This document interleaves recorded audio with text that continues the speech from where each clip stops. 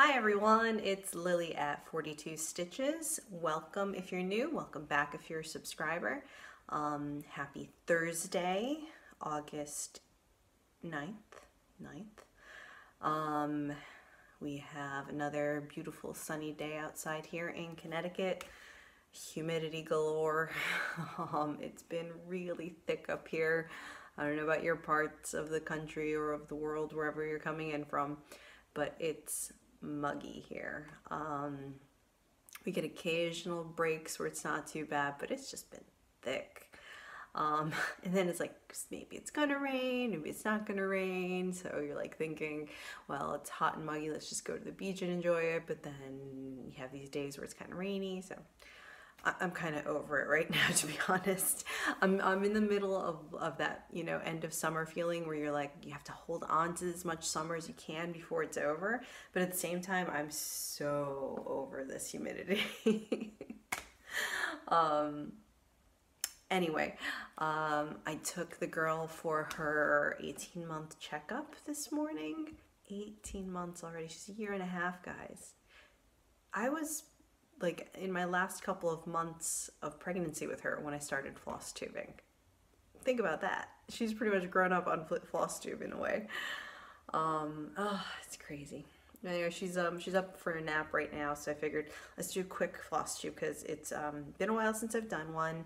And ooh, low battery. Let's hope that holds up.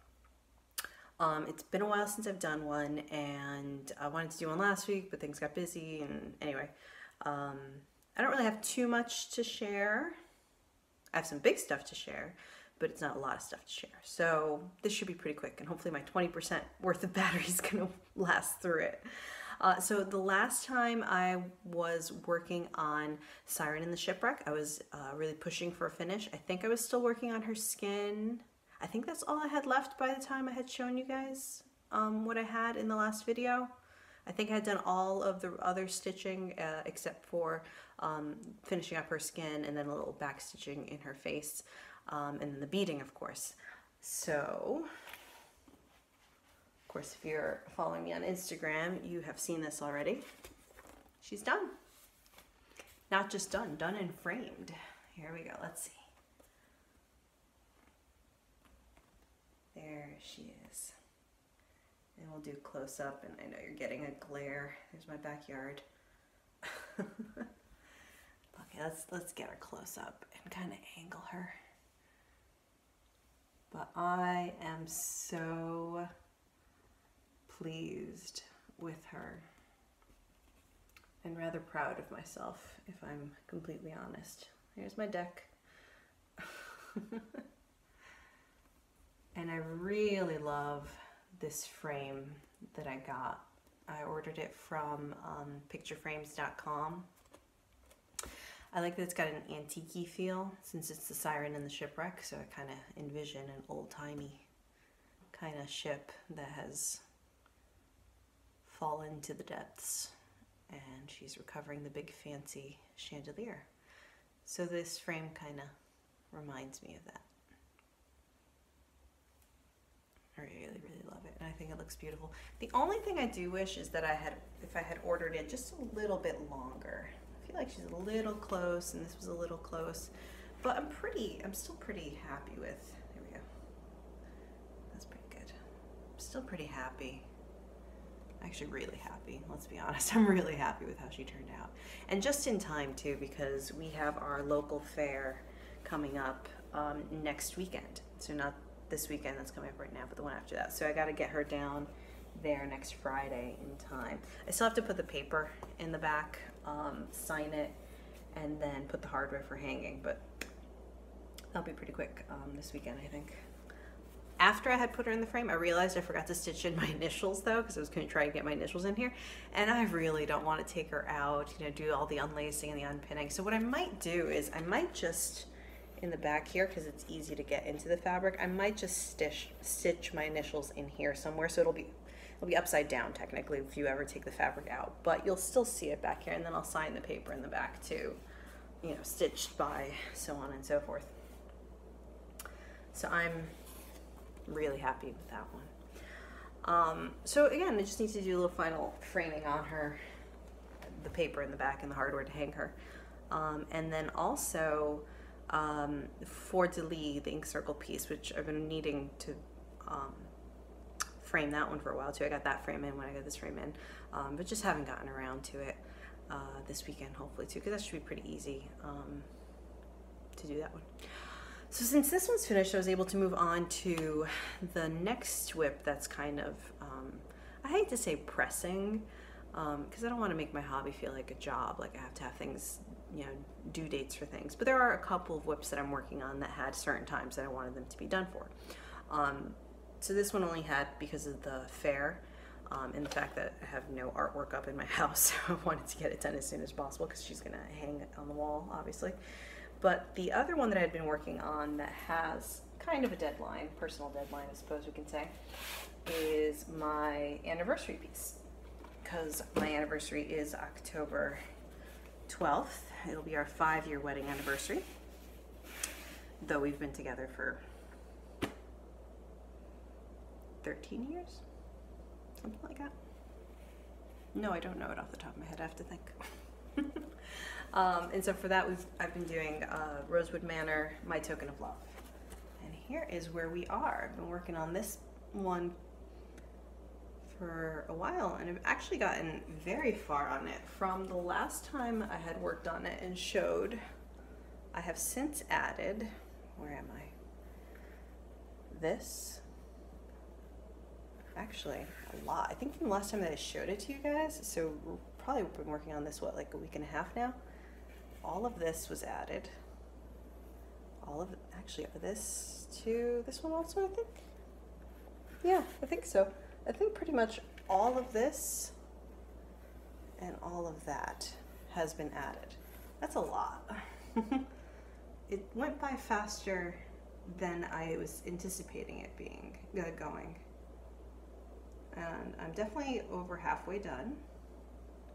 There's only one more motif down over here, and then I've hit the bottom, and then, you know, go across, and then there's another big one right there with a couple other little ones in between. But I'm really happy with how this is coming out. I am using DMC 550 for the main purple color. And I mean, that's pretty true. It's looking a little dark, but once it's done, I'll get some outside shots of this. Ooh, that kind of actually shows you a good idea of the color. So it's DMC 550, and then the gold is DMC 676, I think, with blending filament, glistening gloss. I forget the number, but it's like a brassy kind of gold color, because I didn't want it to be like uber gilded. It keeps falling. I am a professional floss tuber. Yeah, let's do this. Let's scan.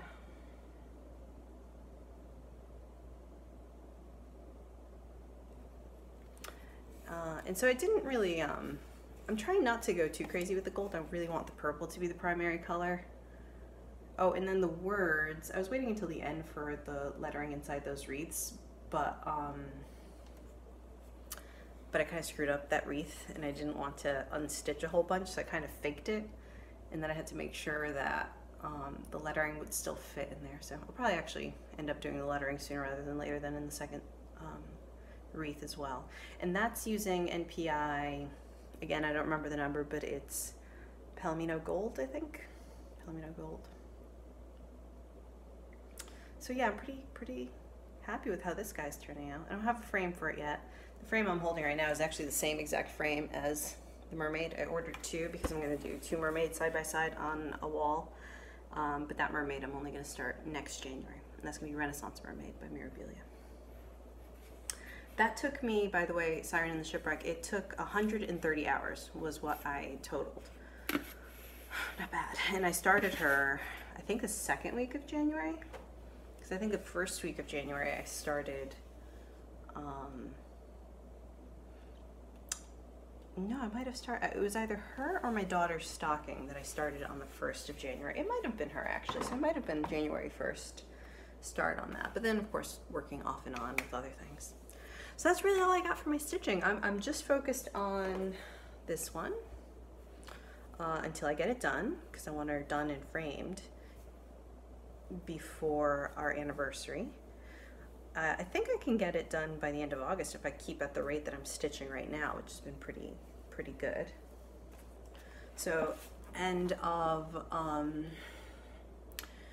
August, I'll have that piece finished, and yeah, and then I can get back onto Amalia's stocking, which is Snow Bears by Dimensions, and I didn't bring it here to do Flosstube because I don't feel like digging it out of the box. Since I knew I didn't have that much to share for Flosstube today, I figured, well, I could do a little bit of Portugaltube at the end as well, because we happen to have a few things around the house. My parents came over earlier this week with some goodies. There's actually a Portuguese cheese in the fridge too, but I didn't grab it to show it off, but it's a good cheese, but it's not like Cerdeira cheese or anything like that. It's just a nice Portuguese cheese. But what they did bring, which is one of the greatest things ever created. And I'm actually showing you guys today two things. I can't remember actually, did I show you guys this one in my other Portugaltube? Well, let me show it to you again. Anyway, now I'm starting to doubt myself. I grabbed them really quickly before sitting down to do this, thinking, oh, I'll just show off some Portuguese stuff I have around the house. But now I can't remember what I specifically showed you in my first Portugaltube, and I'm feeling like maybe I showed you both of these things too. Oh well, I'm gonna repeat myself and look like a silly fool. That's okay. That's just how good it is. Anyway, every time I introduce people to Portuguese food, these two things are definitely tops on the list, and they're also the two things that people are forever asking me for. The first is pastel de nata, and it basically translate to pastry of custard. Pastel de nata. And so they're just, and the more burnt on top they are, the better. The original recipe is actually pastel de Belém, which is a pastry of Belém. Belém is, well, it's Bethlehem, but it's a little town or a little district city that's just outside of Lisbon. And this is where they were created by nuns at the convent next to the Monastery de Jeronimos, the Jeronimos Monastery. Very, very beautiful place if you ever go. Belém in general is very beautiful. Lots of monuments there. It's incredible. Manuelian architecture and all that stuff. So it's a secret recipe. It's like locked in a safe. Only like 3 people know how to do it. Every other pastel de nata that you find is an imitation of pastel de Belém, not exactly the same recipe. But you find these everywhere. I mean, you find pastry shops and coffee shops at every corner in Portugal, in most of Europe really, and you'll find these everywhere, guaranteed. And they're all beautifully amazing. It's sort of a puff pastry, and then it's a custard in the inside, and they're baked. Sometimes you put cinnamon on top of it. I'm a purist. I don't think you need the cinnamon. I think the cinnamon takes away from the deliciousness of pastel de nata. And I'm gonna bite into it just so you guys can have a look at the inside, because it's a thing to behold. And it's really tasty, so I want to bite.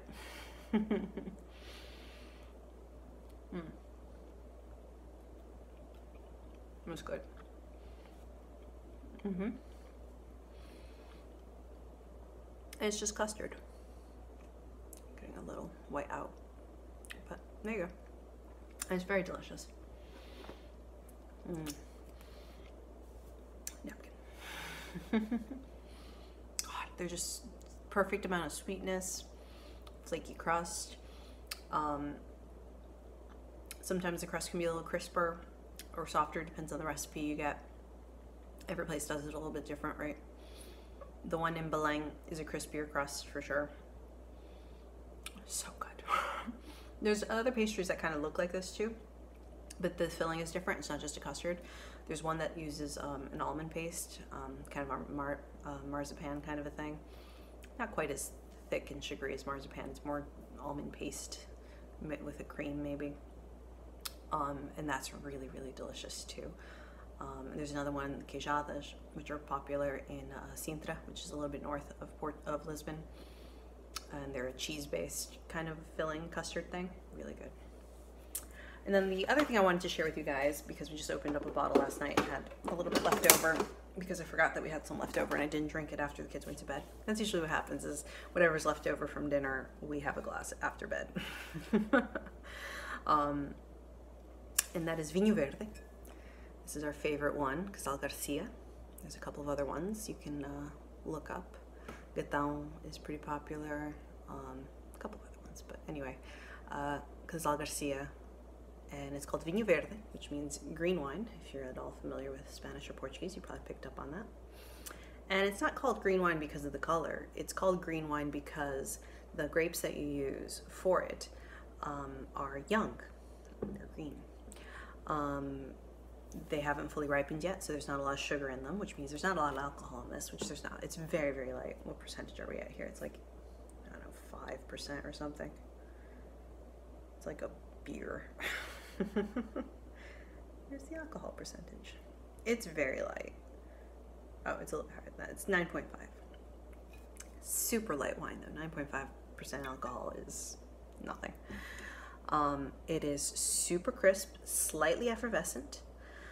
It is just, I drink it all year long, but it's the perfect summer wine. It's slightly citrus, kind of the lemony kind of citrus thing, crisp.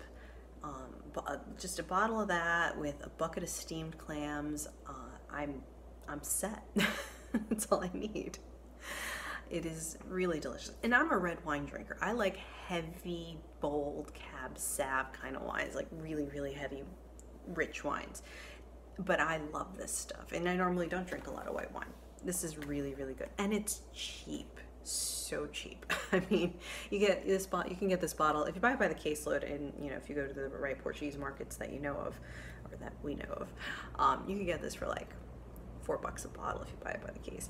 But if you go to you know, any random liquor store, they might happen to have Portuguese wines, and they will most generally have a Vinho Verde if they have Portuguese wine. $6 for the bottle, something like that. $7 maybe if it's somewhere where you really don't get a lot of Portuguese wines and they're special ordering it or something. But even for $7 a bottle, it's a really good bottle for $7 a bottle. So it's one of my favorite wines. I could drink it all day, really. So that's it. That's all I really got for today. It's not a whole lot, but I figured let me do a quick little video while I can. I'm sure I'm forgetting something. I didn't really plan what I was going to talk about, but I just wanted to at least show how far I got on Siren and where I am with my token of love. And hopefully I'll have a better video for you next time. All right, bye everyone.